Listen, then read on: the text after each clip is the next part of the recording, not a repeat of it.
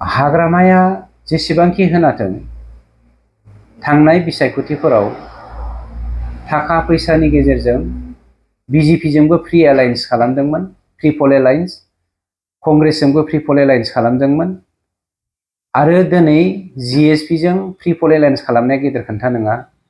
बर' हारिखौ डिस्ट्रय खालामनो थाखाय हाग्रामाया गावनो बर'खौ जोनोम होदोंमोन आरो दिल्लीयाव बर'फोरखौ हरनानै बर'फोरनि सापर्टजोंनो बिटिसिआव असान्ति सृष्टिखौ कन्टिनिउएसन खालामनो थाखाय बियो राज सासनाव जिरायबाय थानो नागिरदोंमोन आरो 17 बोसोरखौ बिथाङा जिरायबोनो हादोंमोन।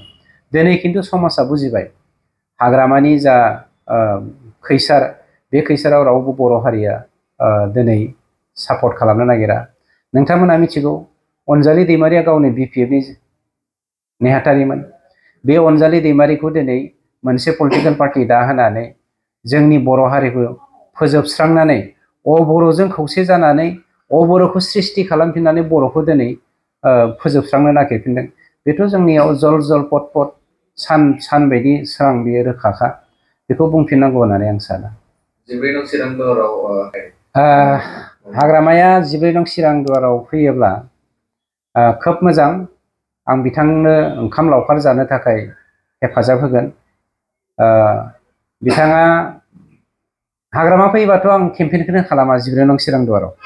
आं चेलेन्ज खालामो, बिथांखौ वेलकाम खालामो, फैथों। आं केम्पेइनबो खालामा हाग्रामानि बेरेखायै 14 नं चिरां दुवाराव।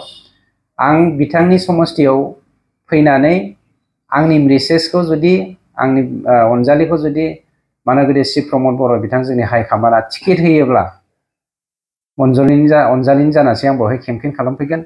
आं फ्रिलि 14 नं चिरां दुवाराव बिथांखौ केम्पेइन खालामनांगोन। उइदाउट केम्पेइन हाग्रामाखौ 14 नं चिरां दुवाराव जों फेजेनगोन।